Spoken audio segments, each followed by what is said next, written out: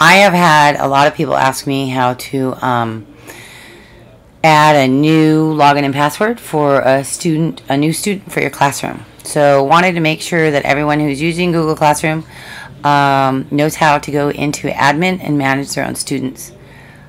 So if you were going to go in and manage your own students, you would go to your apps. Your apps are right here when you're on your Google page. If you click on that, you need to go to more right here. If you click on more, it will take you to admin. And you click on the wrench, the yellow wrench. Once you get in there, it's going to ask you to sign in again. So I'm going to do that really quick. And hopefully I typed it right. Yeah, I did. Okay, and then loading. I'm at home, so it's a little bit slower. We can go into our users, all of the users that we have. Now, all of the students are organized by graduation year. So, the kids that I have in 8th grade are going to be 2020. So, I'm going to go into them. And if I scroll to the very bottom, I'm going to find that this is where all the students' names are. Okay, and we can go into their individual accounts if we need to. That's really helpful. Let's say Adam right here lost his password, or for some reason he reset it and whatnot. I can go in here, click reset password, and I can go right there to reset his password. Or let's say that he's just acting really inappropriately in my class. I can suspend him from using his Google account for a while.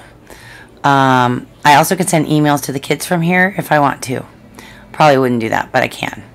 Now, another thing that I can do, though, is see all these names at the top. Let me click out of that. All these names at the top that are not associated with a student yet. What I can do is I can go into one of those and assign it to a new kid. So I would say rename this user. And when it opens up, I would change it to the student's name. Let's say that's me. And I can change this back later. Now, what I want to do is I want to write this code down, because that's the code I'm going to need to give the student to log in. Notice that all the logins at the end are the same. Okay, all the email addresses are the same after the @ symbol.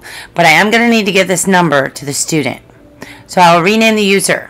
Now, one thing that I noticed when I did this the first time is that the password was not standard. So what I would do is I would change the password too. There might be an easier way to do it, but the way I've been doing it is this. I go to Melanie Stir now. Okay, I open it up. It's going to open it to this.